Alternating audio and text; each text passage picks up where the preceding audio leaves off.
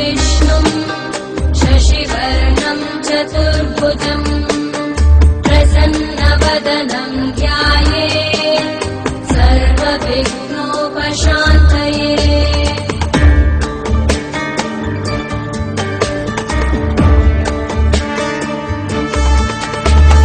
शान्ताकारं भुजगशयनं पद्मनाभं सुरेशं विश्वाधारं गगनसदृशं मेघवर्णं